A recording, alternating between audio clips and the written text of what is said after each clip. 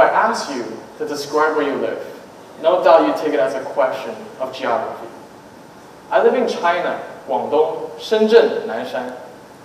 Maybe you'll get more specific and give me names of sub-districts, streets, or even gardens. And if I ask you to describe what home is, no doubt you take it as a question of emotion. My home is where I feel comfortable, supported and loved by family and friends. And if I ask you to describe what makes you, you, no doubt you take it as a question of biology and genealogy. My genes define who I am, my appearance, characteristics, even behaviors. So from 3 different questions, we get answers from 3 different perspectives. But they all suggest that we're used to describing the world around us in the context of experiences. Yet, we don't often think of what constructs each of those experiences. Well, one of my favorite modern architects, Ian Pei, offers us an explanation in terms of architecture. He argues that architecture is, quote-unquote, the very mirror of life. Now, I contend that mirror is flawed because while it reflects life, we don't often choose to look through that lens. So today I'd like to challenge everyone here to think more critically about architecture and how it informs the lives we all live in. Historically speaking, people have always tried to incorporate their ideals, values, and understanding into the form of architecture. And as time has passed, architects have added more and more layers into this gigantic scaffolding of ideas. Standing on top of each other, they attempted to demonstrate their ideals and manifest their visions. 2,500 years ago, Hippocrates, back in Greece, had first voiced this notion that man is the environment of his man is the product of his environment. People develop according to surroundings, and architectural systems evolved alongside. In fact, early form of architectures was in some ways correlating to human infantile life, where both shared a motivation to live and thrive. In the prehistoric periods, architecture was primarily concerned with sheltering. Under natural competition, this kind of raw stone enclosures provided early humans with considerably long-lasting dwelling. And as addressed by Henry David Thoreau in his book, Walden, the fundamental purpose of this kind of structure was to keep the body's vital heat, to protect these early humans from freezing to death. Well, just in case if you're wondering, Miss Mac, this comes from the exact quote from the book, not lip chart, not anything else. So, as time has passed and the population increased and clustered, social stratification and common religious beliefs started to emerge.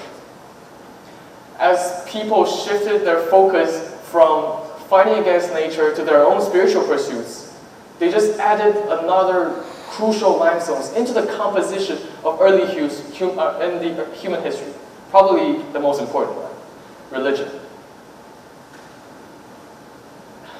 So, religion.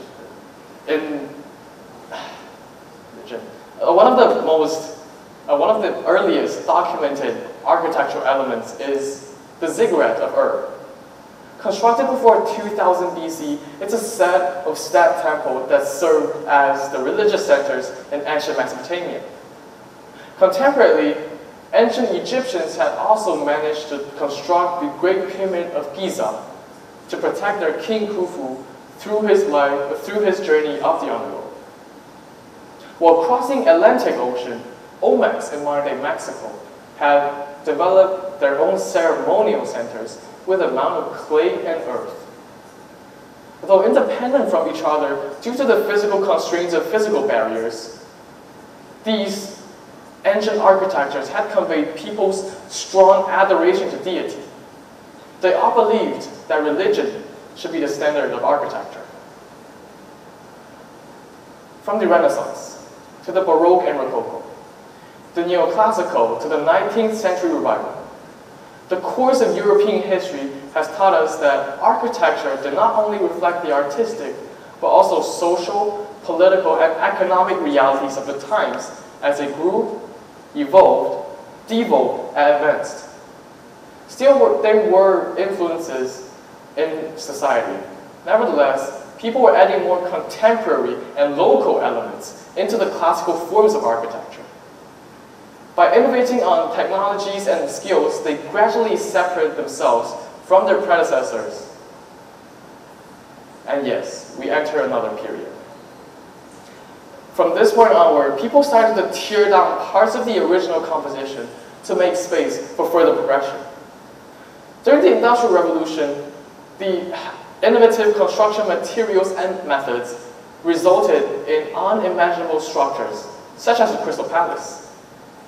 Its main structure consists of only iron and glass, two of the most pervasive industrial materials in the industrial age. The iron framework and glass facades soon became the new fashion, replacing the heavy bricks and flammable timber. After that, German architect Gropius had managed to take another lead for modernist architecture. They totally got rid of the religious elements in their forms while emphasizing on the minimal functions required for a building. And next is, up to this point, it's easy to just look at the form and see the clear evolution of ideas and influences. But as we enter a postmodern era, the ability to introduce novelty in designing architecture has receded as culture have converged. According to Boston University College of Communication, technologies have seemingly created a new culture. Whereas before, physical barriers such as mountains and oceans constrained and defined local architectures. Technology nowadays coheres people across different regions and cultures together. And as modern architects move beyond their homelands and construct buildings, projects all over the world, the cultural norms are spread and made uniform. Yes, of course, the progress of sharing cultural elements does represent a strong act of empathy and understanding. It often comes at the price of robbing individual and local cultures of their uniqueness. So now I'll have you a challenge. For 10 seconds, I'd like you to find the real and genuine Eiffel Tower found in Paris.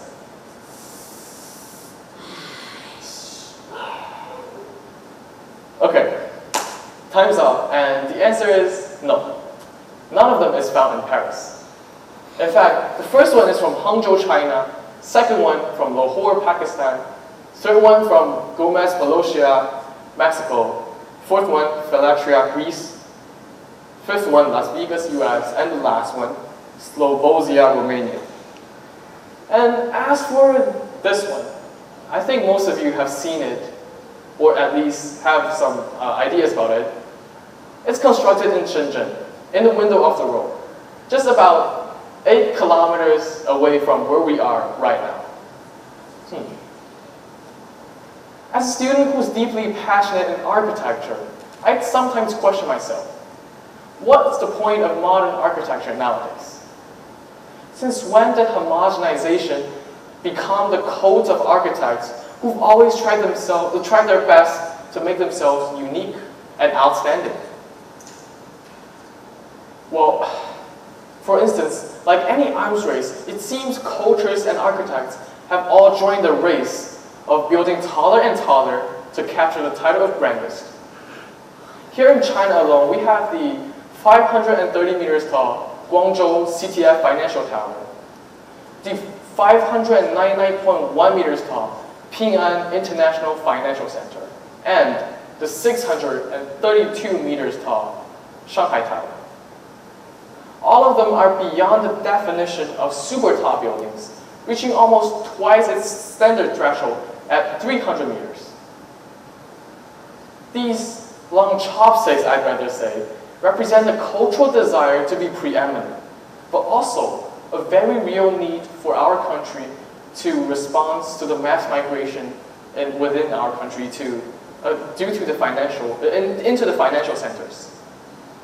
So in this sense, we've reached a literal and figurative pinnacle.